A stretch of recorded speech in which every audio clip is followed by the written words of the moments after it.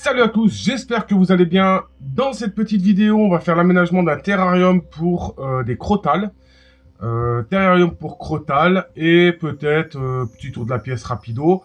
Voilà, j'espère que ça vous fera plaisir comme d'habitude. Je vais vous embarquer sur la poitrine, donc je vais mettre mon support en fait de GoPro que je vais prendre sur moi. Et puis je vais vous montrer tout ça tranquillement. Là aujourd'hui, c'est un jour où je vais alors fabriquer, en fait préparer l'accueil de deux nouveaux serpents. Donc deux Crotalus. Donc je vais préparer leur terrarium. Au passage, en même temps, un petit coup de nettoyage rapide à la pièce. Mais bon, comme vous savez, moi je le fais régulièrement, c'est-à-dire une fois par jour minimum.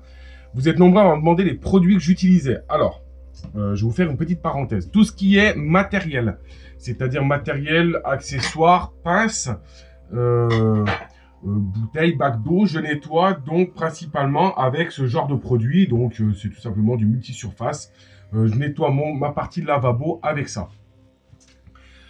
Ensuite, je vais avoir du vinaigre blanc que j'utilise principalement pour tout ce qui est bac d'eau, pour tout ce qui va être pierre, tout ce qui va être vitre, bac en plastique. Je nettoie avec ça, je laisse agir un petit moment. Je reviendrai dessus plus tard.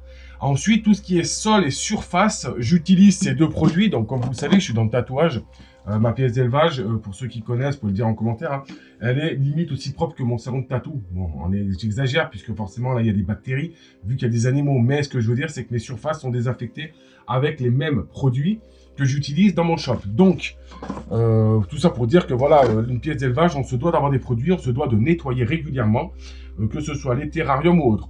On ne met jamais de produits, que ce soit cela, vinaigre blanc ou autre, quand l'animal est dans le terrarium. On enlève son animal. Si vous nettoyez vos vitres avec du produit, comme j'ai fait là pour les, comme je vais faire là pour les vitres, avec du produit à vitre, mais comme j'ai fait avant à l'intérieur, vu qu'il y avait un serpent, j'ai mis un coup de vinaigre blanc. Je laisse ventiler mon terrarium pendant 2-3 heures. Et ensuite, je fais mes vitres, je fais mon aménagement et je laisse mon terrarium vide pendant 3-4 jours minimum. Donc ça, c'était la petite parenthèse. Je sens que je vais avoir chaud là. Attends, je vais enlever mon pull. Donc je vais mettre mon support GoPro. Alors pour ceux qui veulent, le t-shirt est disponible. J'en parle pas spécialement beaucoup parce que voilà, c'est une série limitée. Je le fais faire que sur 50 exemplaires. Il y en a déjà eu un paquet qui ont été faits. Je crois qu'il doit me rester plus qu'une vingtaine.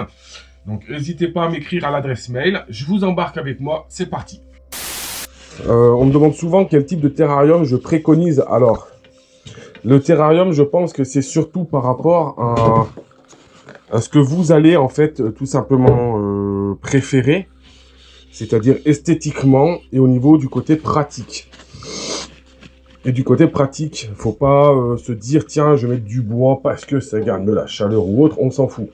Faut pas oublier une chose, je le répète assez souvent, quand vous voulez un point chaud dans un terrarium, vous le localisez. C'est-à-dire, vous le localisez à un endroit, que ce soit par un spot ou que ce soit par un câble ou un tapis. Et ensuite, vous mettez une cachette au-dessus qui va garder la chaleur, en fait, à cet endroit-là.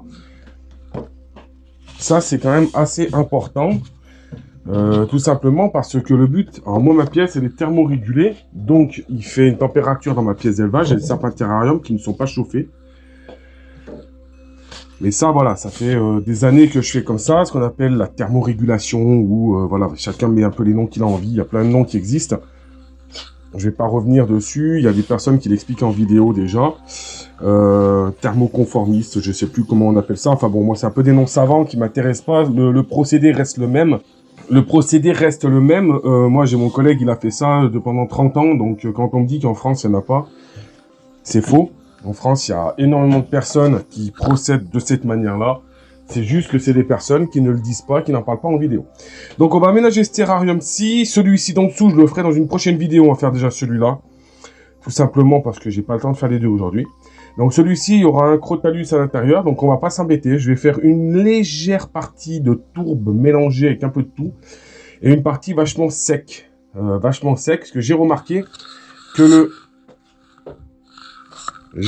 que le Crotalus, par exemple, ne va pas du tout dans la partie sable. Il reste quasiment tout le temps dans la partie ici. Donc, je pense que je vais modifier son terrarium prochainement.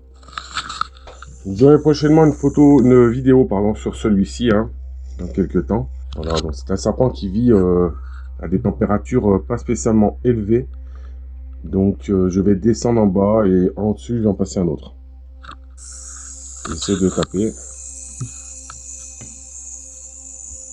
Donc très joli crottal, j'adore. Magnifique.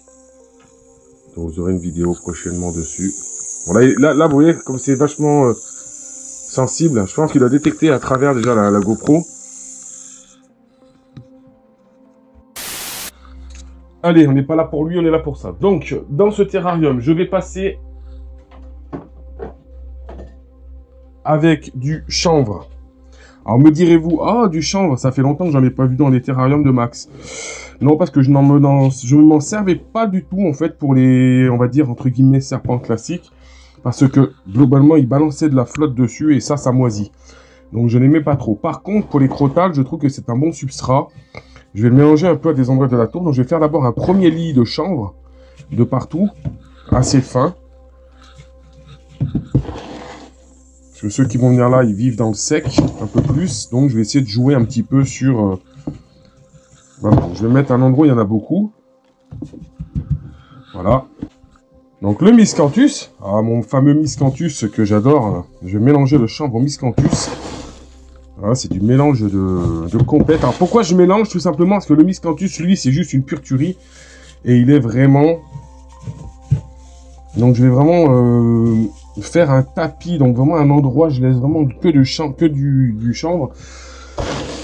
Et je vais vraiment jouer avec le miscanthus, un gros tapis. Donc vraiment assez épais, comme vous pouvez voir, donc c'est assez rapide la préparation. Assez rapide. Et maintenant je vais mettre de la tourbe. Dans la tourbe, je vais aller chercher en dessous, parce que tout simplement, j'ai pas envie d'aller en chercher dans ma réserve tout de suite. Donc je vais venir en chercher en bas.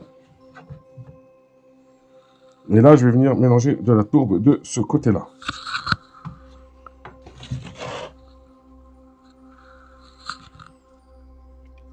Alors la tourbe est propre, hein, je tiens à préciser. La tourbe est propre, c'est un terrarium qui n'était pas... Attendez. Paf, regardez ce que je vais faire. C'est pas mieux, franchement. Moi, pour bosser, c'est plus simple. Vous y verrez mieux. Donc là, ouais, je vais vraiment mélanger tourbe... La tourbe et du...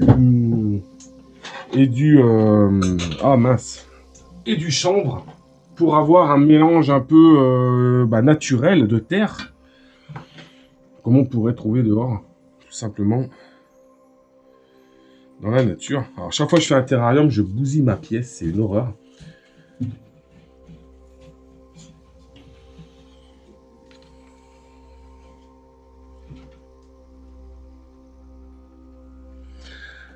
Alors, on m'a demandé pourquoi je préférais la tourbe à la terre de bruyère. Tout simplement parce que je trouve beaucoup plus naturel la tourbe. Après, c'est mon choix. Hein, c'est mon avis. Vous êtes libre d'utiliser ce que vous voulez. En substrat, moi, j'essaie de faire des substrats qui sont absorbants. Je n'ai jamais de souci avec ces substrats. Là, c'est des terrariums qui seront secs. Donc... je trouve que ce que je suis en train de faire va très très bien. En plus, c'est les serpents qui vont aller dedans. Au niveau du décor, je ne sais pas trop ce que je vais y mettre. Je voulais y mettre ce morceau de bois là que j'ai. J'ai celui-ci. Que je trouve pas mal. Alors celui-là, il avait été monté dans un autre terrarium. Il y a de la mousse polyuréthane un peu dessus. Bon, c'est pas bien grave, mais ça enlève un peu le côté... je vais la gratter un petit peu. Hors caméra. Voilà, donc ça c'est le... Alors celui-ci va se reconnaître, c'est celui de mon collègue Romain. Romain, je sais pas si tu regardes la vidéo, tu te reconnaîtras, c'est celui que tu avais dans les... dans le terrarium des geckos à crête, si je dis pas de bêtises. Que tu avais fabriqué, qui aujourd'hui n'existe plus, voilà. Je suis désolé de te dire ça. Alors là, je vais pas partir sur de la pierre, en fait, rouge, par exemple. Comme celle-ci, tout simplement parce que ça ne va pas du tout avec le décor. Je trouve que ces pierres sont plus pour un sol désertique. Donc je vais les mettre en bas. En plus, l'autre jour, j'ai mis la pierre, j'ai cassé ma vitre. Donc je suis un peu dégoûté. Et là, je vais venir travailler un pierrier. Alors petit, parce que comme vous savez, les pierres pèsent vachement lourd assez rapidement. Faut que je trouve une solution. Faut que je trouve de la pierre un peu plus légère là. Et j'aimerais pouvoir caler ça un peu en hauteur. Donc je vais prendre dans un autre terrarium.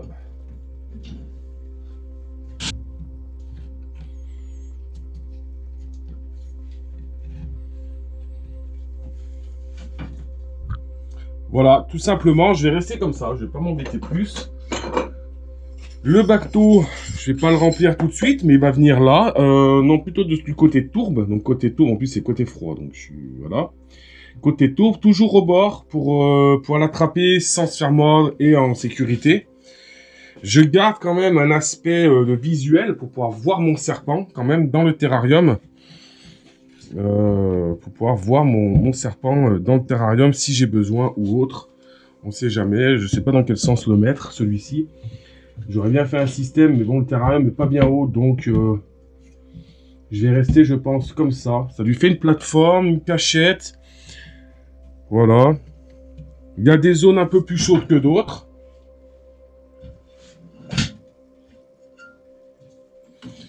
Je vais pas charger plus. Voilà, je pense que le terrarium est très bien adapté pour le serpent qui va aller à l'intérieur. Et puis on fera l'autre dans une autre vidéo. Je vais ranger un peu dedans. Alors ce qui est un peu compliqué, c'est que là j'ai tout cradé. Hein, c'est forcément quand on fait un terrarium, c'est quand on fait un terrarium, ça salit toujours. Là je suis content. Donc là on aura le Crotalus viridis, je pense. Au-dessus, je pense mettre un autre. Et en dessous, vous saurez plus tard. Hop là. Donc maintenant, bah, je vais m'attaquer au ménage tranquillement. Et puis, je vous reprends face cam. Voilà, j'espère que cette vidéo vous aura plu. Je vous fais des petites vidéos courtes maintenant sur plusieurs sujets. Je reviendrai pour vous montrer quelques espèces. Voilà, donc j'espère que cette vidéo vous aura plu. N'hésitez pas à partager, laissez un petit pouce bleu, laissez un commentaire. J'y réponds toujours, même s'il n'est pas forcément dans le sens où je fais moi. Tant que c'est constructif, que c'est avec respect, j'y réponds et je valide les commentaires, il n'y a aucun souci. Allez, je vous dis à la prochaine. Ciao, ciao.